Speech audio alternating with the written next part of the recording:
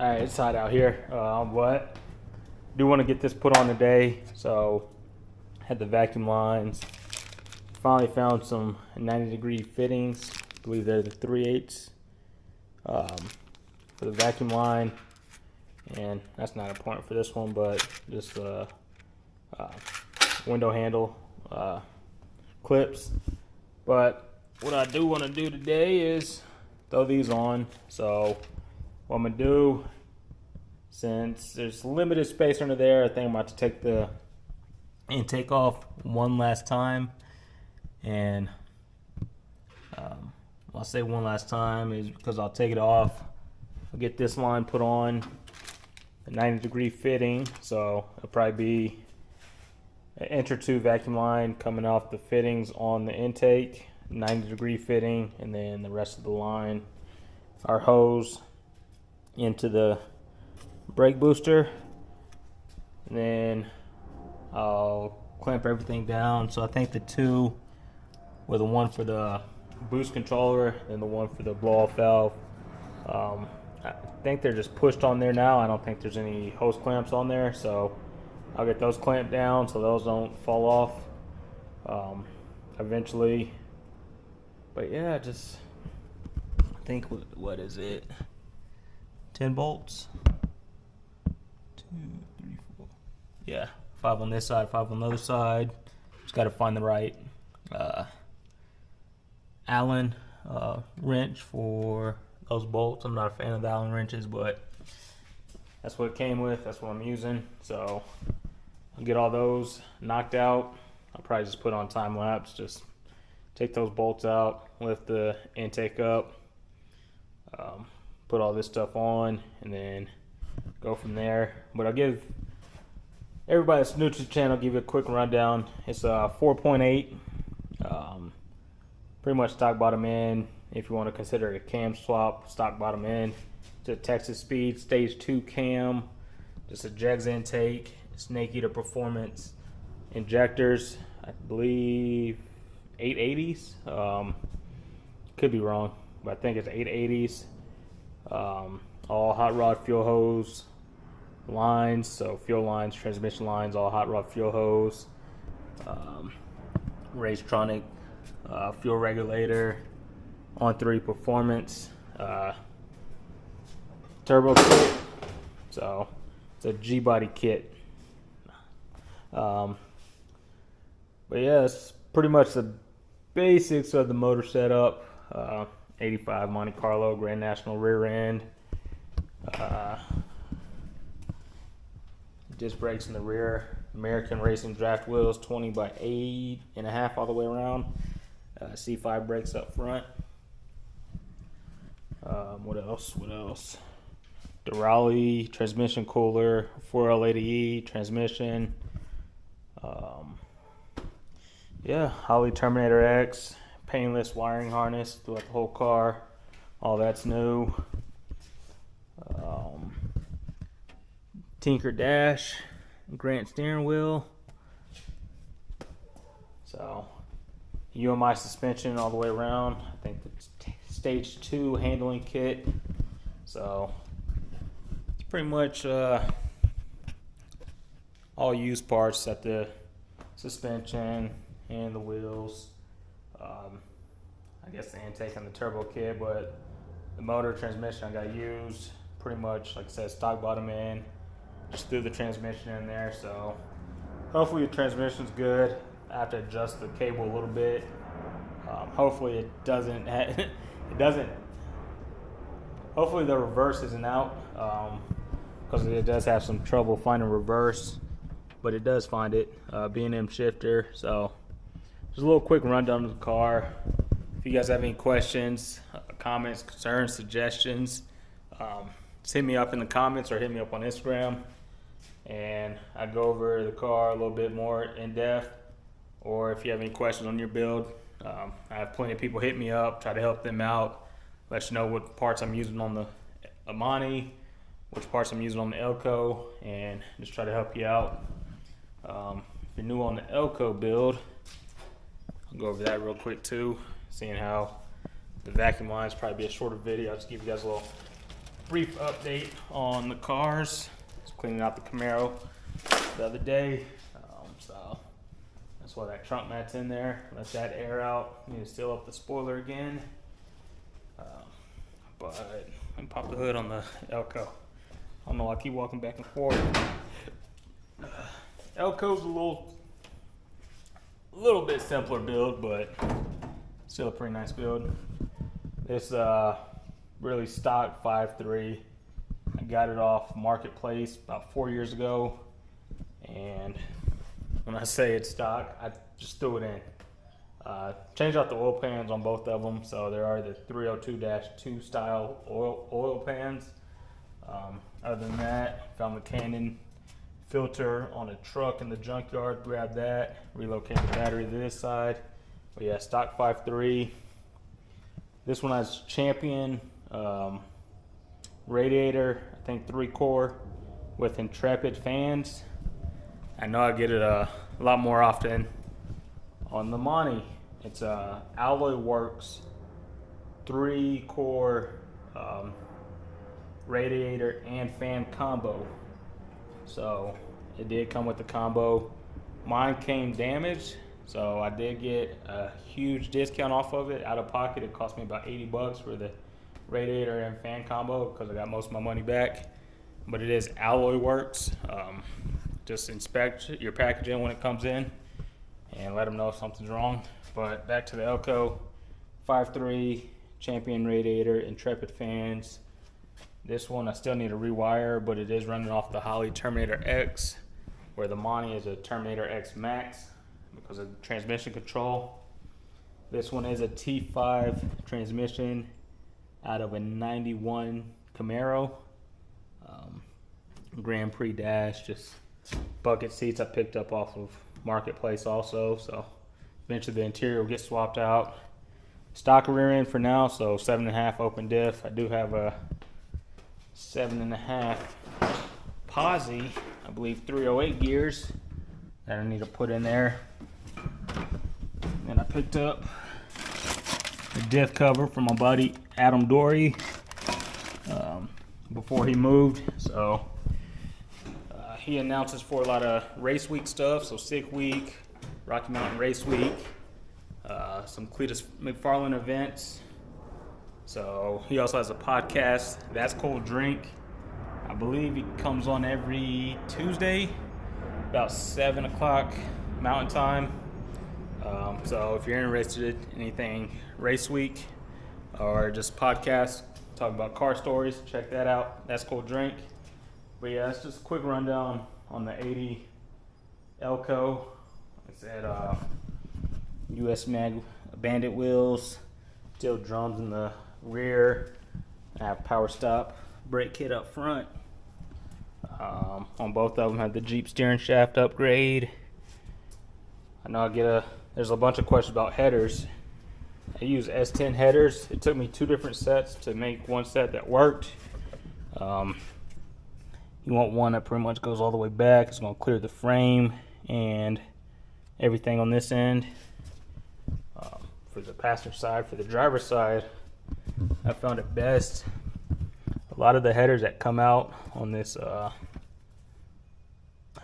cylinder 5, they'll come out or they'll wrap around, and when they wrap around the rest of the headers or collectors, it comes out too far and hits the steering shaft. So if you find it on that cylinder 5, one that goes straight down or hugs the block, they fit a little bit better. That's just what I found out on mine. And then it's been a thing too with the power steering hose. The stock G-body hose fits into the power steering pump on the LS. You have to bend it a little awkwardly, but it fits. And I know this is 80 and 85. I think they changed about 80, 82, or 81, 82-ish. Might be 82, 83. From metric to standard on some fittings, but I believe it worked on both of them. I know I'm getting a little carried away, but giving you guys a little update. So yeah, this one, the power steering pump's a little different where it ties into, but it still fits in there. Eventually I'll secure this away from it. But you just have to get creative with the with how you route it, and you should be good. But yeah, that's pretty much the rundown of both cars. I'm gonna stop talking. I know I've been rambling and get to taking the intake off, so I get those vacuum lines in, and hopefully, probably this weekend. Well, it's gonna be in the past. All my videos are about 2 weeks behind from when I actually do stuff. So I'm gonna try to get the Elko out this Saturday. Big car show or meetup, and check out some cars there. But before I take that out, I'll probably try to get this around the block, see how the brakes and everything are going, see what I still need to button up. But yeah, let me stop talking.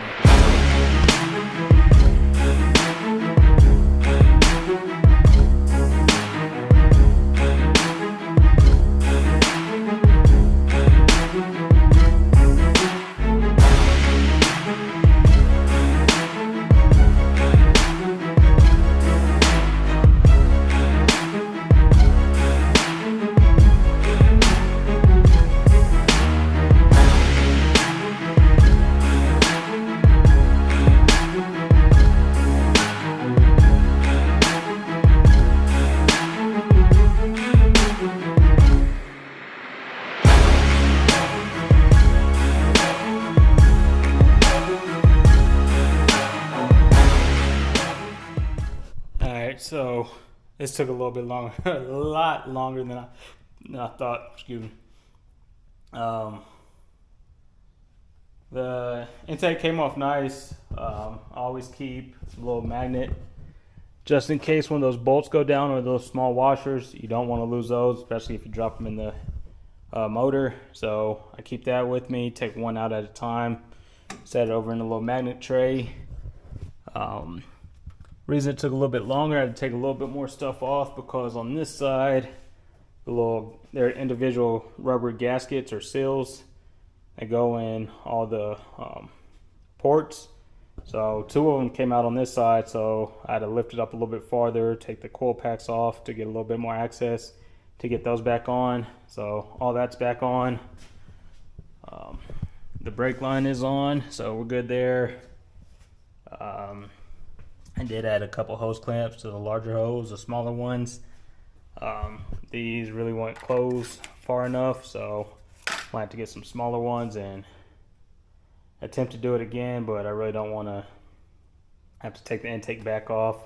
Might try to find some other type of clamp and just slide it in there, clamp it on, but I think it should be good. Throttle, I think I took enough slack out of that, so it's not trying to rev up at idle. What else?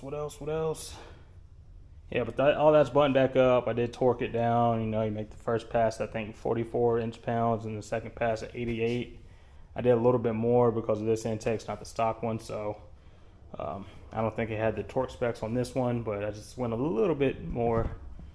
So not today because it's hot. I'm gonna probably have to start taking a page out of Warren G-Body's book. It's 83 degrees in the garage. And start rinsing while you're sleeping.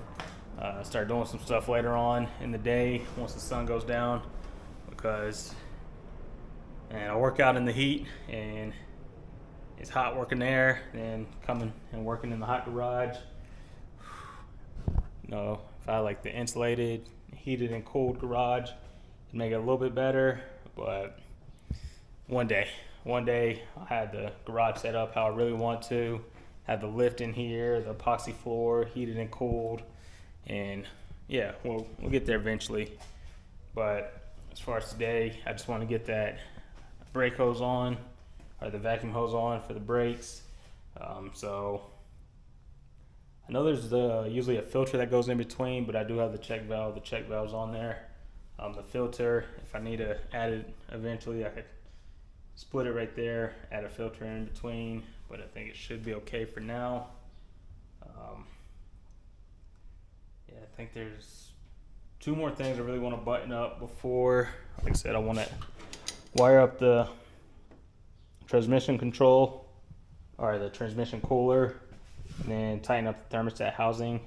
After those two things, I want to get it back out, take it around the neighborhood, see how it's driving, and adjust the transmission controller. So where are we at? Vacuum hose for the brakes. That's done. Seat belt, side marker bezel, horn. I was looking at some horns just the other day, just in the auto parts store. So I do need to add that. That's this green wire here. Need to add the horn there. So, shifter cable, thermostat, transmission cooler. I just mentioned those. And put gas in it. Also, important one. Have fun. But yeah, it's starting to get to that point where I think they just dropped the video. It's a month away. Today's the 13th. Of course, you're going to probably be seeing this in a week or so. So those are the things I have to button up under the hood. And then I'm thinking with the door push rod for the handle, I'll probably end up cutting this and extending it myself, or find another piece of metal and just bend it. But I have a welder if I'm not gonna have fun with it. So I am supposed to be doing some stuff with that. Have a couple buddies, mostly just Ravi.